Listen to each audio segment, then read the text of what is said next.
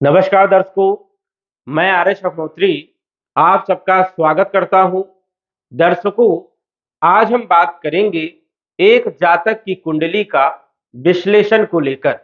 जातक की कुंडली का संपूर्ण विश्लेषण करेंगे, जानेंगे उनके भविष्य के बारे में, स्वास्थ्य के बारे में, धन के बारे में, नौकरी, व्यापार, व्यवसाय, शिक्षा, संतान, कर्ज, आय, व्यय, विदेश यात्रा आदि सभी क्षेत्रों के बारे में विस्तार से जानने का प्रयास करेंगे।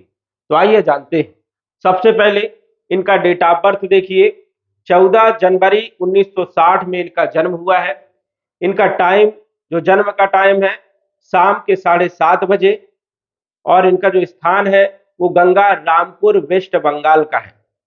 इसी डेट ऑफ बर्थ के अनुसार से हमने कुंडली तैयार किया।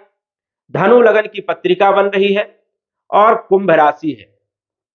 धनु लगन में गुरु विराजमान है, केंद्र भाव में, लगन भाव में हंस नामक राजयोग बना रहे हैं। हालांकि ये 6 डिग्री के हैं तो कम फल देने का काम करेंगे। यदि यही गुरु 12 से 18 डिग्री में होते, बहुत अच्छे रिजल्ट देखने को मिलते हैं। लेकिन ये स्वराशि में जब बैठते हैं गुरु, तो हंस नामक राजयोग के पूर्ण फल देने का काम करते हैं। फल थोड़ा सा कम देंगे, लेकिन जो है पूर्ण फल देने का काम करेंगे। गुरु जब लगन भाव में बैठते हैं तो कई सारे दोषों को दूर करने का काम करते हैं। हंस नामक राजयोग से यश मान सम्मान दिलाने का काम करते हैं, धन दिलाने का काम करते हैं, वैभव ख्याति। ऐसा व्यक्ति विद्वान होता है, ज्ञानी होता है, धर्म कर्म से जुड़ा होता है, साथ ही साथ जो है हजारों दोषों को दूर करने का काम यहाँ पर गुरु करते हैं। तो गुरु हंस नामक राजयोग बना रहे हैं। वही इनकी कुंडली में हम देखें तो भद्र नामक राजयोग भी बन रहा है, जो बुध के द्वारा बनता है। पंच महापुरुष में से 2 राजयोग इनकी कुंडली में बन रहे हैं। एक तो हंस नामक राजयोग गुरु के द्वारा, और भद्र नामक राजयोग बुध के द्वारा बन रहा है। बुध की डिग्री की यदि बात करें तो 24 डिग्री में है, 24 डिग्री में ये विराजमान है। थोड़ा सा ये भी कम फल देने का काम करेंगे, लेकिन ऐसा व्यक्ति ज्ञाता होता है, धर्म कर्म से जुड़ा होता है। यदि अकाउंट के क्षेत्र में, बैंक के क्षेत्र में, फाइनेंस के क्षेत्र में, एजुकेशन के क्षेत्र में कार्य करता है तो बड़ी प्रसिद्धि ऐसे व्यक्ति को प्राप्त होती है। तो धर्म कर्म के क्षेत्र में भी जो है ऐसे व्यक्ति की रुचि होती है, आध्यात्मिक भी होता है। साथ ही साथ जो है ऐसा व्यक्ति जीवन में बहुत प्रगति करता है, उच्च पद में प्रतिष्ठित होता है। तो लग्नेश का लगन भाव में विराजमान होना ये बहुत अच्छी स्थिति मानी जाती है। स्वास्थ्य इनका बहुत अच्छा रहेगा, साथ ही साथ कॉन्फिडेंस भी इनका बना रहेगा, और जीवन भर ये प्रयास करते रहेंगे। ऐसे व्यक्ति जो है जीवन भर प्रगतिशील होते हैं। तो ये एक बहुत अच्छा योग है। लेकिन शनि भी यहाँ पर लगन भाव में विराजमान है। जब लगन भाव में शनि विराजमान होते हैं तो कार्यों में थोड़ा सा विलंब करने का काम करते हैं। काम तो सभी बनेंगे, लेकिन थोड़ा विलंबता के साथ काम बनेंगे। अब यदि हम शनि की बात करें तो शनि धन के मालिक है। धनेश और पराक्रमेश जब लगन भाव से संबंध बना ले तो ऐसे व्यक्ति को धन की कमी जीवन में कभी भी नहीं होती है। हाँ, यदि किसी कर्ज के द्वारा या कोई केस चल रहा हो उसकी बात अलग है, लेकिन जीवन में धन अच्छी मात्रा में रहता है, क्योंकि इसको धन योग कहते हैं। धनेश यदि लगन भाव में बैठ जाए तो धन योग कहते हैं। पराक्रमेश शनि है, जो कि लगन भाव में विराजमान है। ऐसे व्यक्ति के पास बल, पराक्रम, भाई बहनों का संबंध है। ये सारे स्थितियों की यदि देखी जाए तो सारी स्थितियां जो है अच्छी बनी रहती है, भाई बहनों से सपोर्ट भी मिलता है। लेकिन जब शनि जो है तीसरे भाव के मालिक हो और लगन भाव में बैठ जाए तो ऐसे में भाई बहन फायदा भी उठाने का काम करते हैं। इसलिए ये चीज भी आपको विशेष रूप से ध्यान देना चाहिए। वही तीसरे भाव में चंद्रमा के साथ केतु का बैठना कहीं ना कहीं मानसिक स्थिति को खराब करने का काम करेंगे, क्योंकि यहाँ पर चंद्र ग्रहण दोष बन गया है। मानसिक टेंशन देने का काम करेंगे और कहीं ना कहीं बहनों के साथ जो है संबंधों को भी खराब करने का काम यहाँ पर चंद्र के साथ केतु करते हैं। तो इस स्थिति को भी आपको देखना पड़ेगा। वही यदि हम बात करें आपके चौथे भाव के बारे में, चौथे भाव के मालिक गुरु हैं और वो हंस नामक राजयोग बना करके बैठे हैं। चौथा भाव जो होता है ये होता है भूमि का, भवन का, प्रॉपर्टी का, मकान का, वाहन का। तो पूर्ण रूप से ये सुख देंगे आपको। आप जीवन में मकान भी बना सकते हो, वाहन भी खरीद सकते हो, प्रॉपर्टी भी बना सकते हो। ये स्थितियां यहाँ पर बनते हुए नजर आ रही है, तो काफी अच्छी स्थिति है। वही यदि हम बात करें इनके पंचम भाव के बारे में, पंचमेश इनके बनते हैं मंगल, और मंगल पंचम भाव में ही विराजमान है। ये एक बहुत अच्छा योग है। पंचम भाव से हम शिक्षा के बारे में जानते हैं, संतान के बारे में जानते हैं और प्रेम विवाह के बारे में जानते हैं। तो शिक्षा के लिए बहुत अच्छी स्थिति है, क्योंकि पंचम भाव का मालिक मंगल पंचम भाव में ही विराजमान है। उच्च शिक्षा के योग बनाने का काम करेंगे। हालांकि ये 2 डिग्री के हैं, तो थोड़ा व्यवधान भी पैदा करने का काम करेंगे। मंगल पंचम भाव में जब विराजमान होते हैं तो संतान भी देते हैं, तो संतान का भी इनको योग रहेगा। वही प्रेम विवाह की यदि हम बात करें तो मंगल जो पंचमेश पंचम भाव में बैठे हैं, तो यहाँ पर यदि देखा जाए तो ये अरेंज मैरिज कर सकते हैं, ऐसी संभावनाएं इनकी कुंडली में बनती है। वही यदि हम बात करें तो पंचम भाव जो होता है ये फाइनेंस का भी होता है, जैसे जुआ, लॉटरी, सट्टा, ट्रेडिंग मार्केट, स्टॉक मार्केट। यहाँ के मालिक यदि यही भाव में बैठ जाए तो ऐसे में ऐसा व्यक्ति जुआ, शेयर मार्केट, इन क्षेत्रों से भी कभी कभी जुड़ने का जो है मन बनाता है, या लॉटरी से जुड़ने का मन बनाता है, और ऐसे व्यक्ति को लाभ भी मिलता है। ऐसी स्थितियां बनती है, लाभ भी मिलता है। यदि इन्होंने शेयर मार्केट में पैसा लगाया है या कोई लॉटरी के लिए इन्होंने यदि पैसा लगाया है तो लाभ भी मिलता है, ऐसी संभावनाएं हैं। लेकिन पंचमेश 2 डिग्री के हैं, बहुत ही कमजोर स्थिति में है, और कमजोर स्थिति में होने के कारण जो है ये लाभ जो है तुरंत नहीं मिल पाता है, काफी दिनों के पश्चात मिलता है, विलंबता के साथ मिलता है। उसके साथ यदि लॉटरी के लिए यदि हम बात करें तो हम भाग्येश को भी देखते हैं। यदि भाग्य भाव में कोई पापी ग्रह बैठा हो, जैसे राहु है, शनि है, सूर्य है, तो ये भी जो है कहीं ना कहीं जो है जुआ, लॉटरी, सट्टा इनसे भी जुड़वाने का काम करते हैं और अचानक बड़ा लाभ देने का काम करते हैं। लेकिन पंचमेश मजबूत स्थिति में होना चाहिए। पंचमेश मजबूत नहीं है, हालांकि वो स्वराशि में बैठे हैं, स्थान बल मिल रहा है मंगल को, लेकिन 2 डिग्री होने के कारण पूर्ण रूप से फल ये नहीं दे पाते हैं। तो यदि आप मंगल को मजबूत करते हैं तो पूर्ण रूप से जो है मंगल आपको फल देने का काम करेगा, और इन क्षेत्रों में जुआ, लॉटरी, सट्टा, शेयर मार्केट, इन क्षेत्रों में भी बड़ा लाभ देने का काम करता है, क्योंकि राहु भी अचानक बड़ा लाभ देने का काम करते हैं जीवन में कभी ना कभी, और कई बार दिया भी होगा, ऐसी स्थिति यहां पर बनती है, और नहीं दिया है तो देगा, ये संभावनाएं हैं। लेकिन मंगल को आपको मजबूत करना पड़ेगा। यदि आपने मंगल को मजबूत नहीं किया तो आपको असफलता भी मिल सकती है, ऐसी भी संभावनाएं हैं। बात करें इनके छठे भाव के बारे में, छठे भाव के जो मालिक हैं वो शुक्र है, और शुक्र अपने ही भाव में विराजमान है वृषभ राशि में। इनकी यदि डिग्री की बात करें तो ये 27 डिग्री में बैठे हुए हैं। अब 27 डिग्री में ये बैठे हुए हैं, वृद्ध अवस्था में बैठे हुए हैं, और छठा भाव जो होता है ये होता है रोग का, ऋण का, कर्जे का, कलह का। तो कहीं ना कहीं जो है शुक्र यहाँ पर दिखा रहे हैं वृद्ध अवस्था में है, कमजोर स्थिति में है, तो कहीं ना कहीं कर्जा भी चढ़ने का योग बनेगा। और शुक्र आपके लाभ भाव के भी मालिक है, लाभेश भी है, एकादश भाव के भी मालिक हैं, और ये छठे भाव में बैठ जाए। जब भी एकादश भाव का मालिक छठे भाव में बैठ जाता है तो बड़ा कर्ज का योग बनता है। अब ये कर्ज का योग किसी भी माध्यम से बन सकता है, क्योंकि ये लाभेश है, कुटुंब परिवार का कर्ज हो सकता है या आपका स्वयं का कर्ज हो सकता है। तो यहां पर जो है शुक्र की स्थिति जो है ठीक ठाक है, लेकिन ये वृद्ध अवस्था में होने के कारण निर्बल हो गए हैं। हालांकि स्थान बल मिल रहा है शुक्र को, ये यहाँ पर स्थान बल में है, क्योंकि स्वयं के घर में बैठे हैं तो ज्यादा नुकसान नहीं करेंगे, लेकिन फिर भी स्थितियां तो यहाँ पर बुरी ही रहेगी, क्योंकि इनके पास ना ही ताकत है ना ही बल है।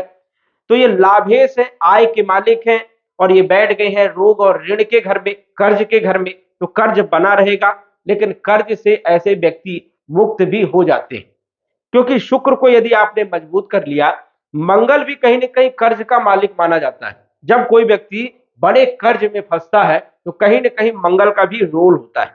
मंगल यदि निर्बल है, पाप ग्रहों से प्रभावित है, कहीं ना कहीं जो है खराब भाव में बैठा हुआ है, तो ऐसे में कर्ज बना रहता है और कर्ज व्यक्ति नहीं चुका पाता है।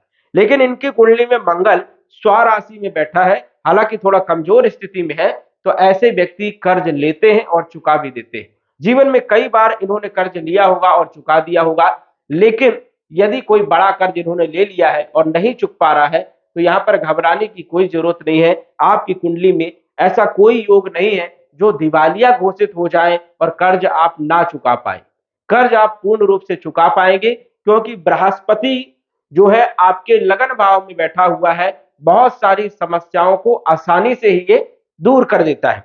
इसलिए ऐसे व्यक्ति कर्ज चुका देते हैं अपने जीवन में, थोड़ी परेशानियों का सामना करना पड़ेगा, मंगल को भी आपको मजबूत करना पड़ेगा, और कहीं ना कहीं कर्ज का जो मालिक है वो शुक्र है, वो भी बहुत कमजोर स्थिति में है, तो इसको भी यदि आप मजबूत करोगे तो आसानी से आपका कर्ज जो है चुक जाएगा, इसमें कोई बड़ी प्रॉब्लम नहीं है। वही यदि हम बात करें, छठा भाव जो होता है ये रोग का होता है, तो कहीं ना कहीं शुक्र यदि हम देखें तो काफी निर्बल है, और नौमांश कुंडली में यदि हम शुक्र की स्थिति देखें तो यहाँ पर नौमांश कुंडली में नीच राशि में भी बैठे हुए हैं, तो यहाँ पर ज्यादा स्थिति भी खराब शुक्र की मानी जा रही है, क्योंकि नौमांश कुंडली में शुक्र जब नीच का हो जाता है तो उसके फल खराब होते हैं। इसलिए कर्ज आपका बड़ा हो सकता है, चुकाने में बड़ी समस्याएं हो सकती हैं, इसलिए आपको शुक्र को मजबूत करना पड़ेगा।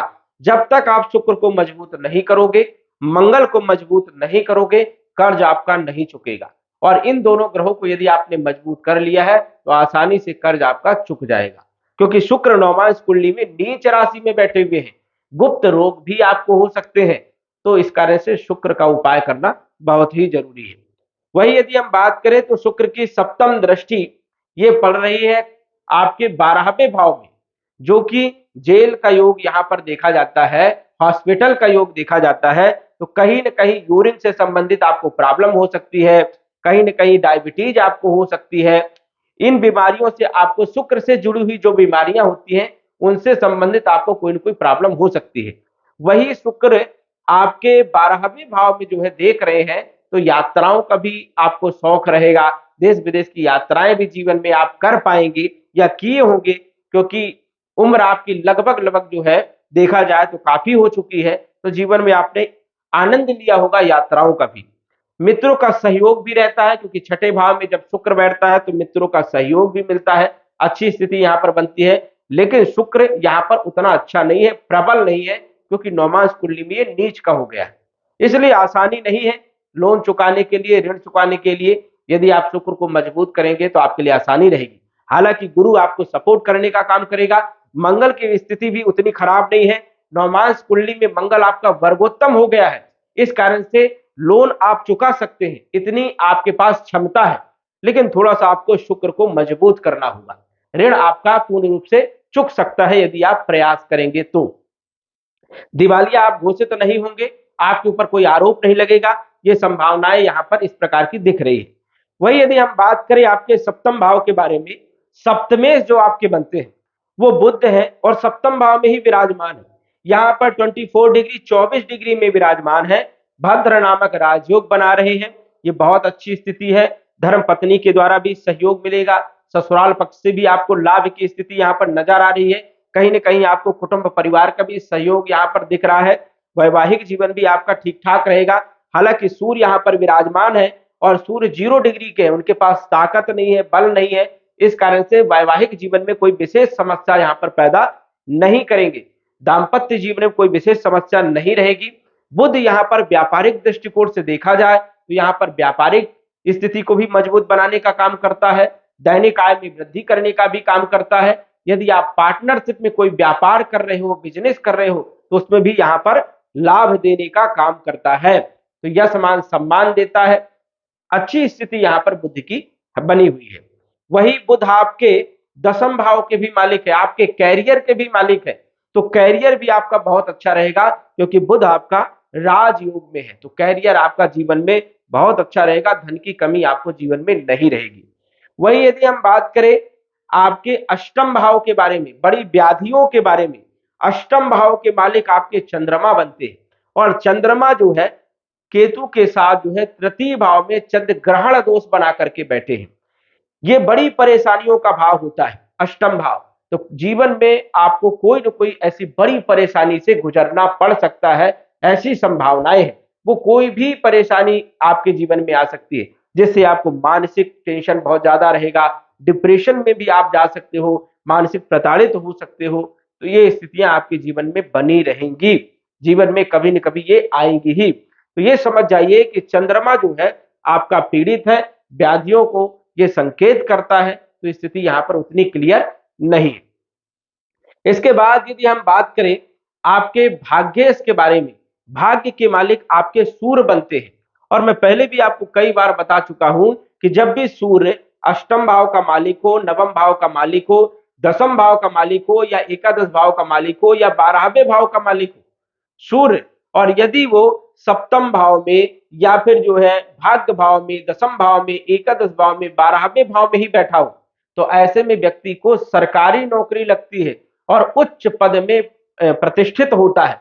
तो ऐसी कुंडली के आधार पर यदि देखा जाए, इस कुंडली के आधार पर यदि देखा जाए, तो ऐसा व्यक्ति सरकार से जुड़ा हो सकता है, सरकारी नौकरी में पद में प्रतिष्ठित हो सकता है। ऐसी संभावनाएं भी इनकी कुंडली में बनती है।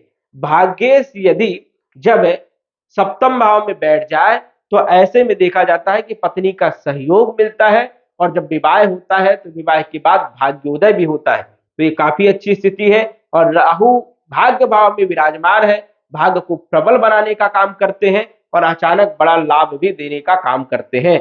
जैसे मैंने कहा कि ऐसे व्यक्ति को शेयर मार्केट या लॉटरी, सट्टा, इन क्षेत्रों से भी जीवन में कभी न कभी लाभ देखने को मिलता है। लेकिन आपको मंगल को मजबूत करना पड़ेगा, क्योंकि मंगल आपके बहुत ही कमजोर स्थिति में है।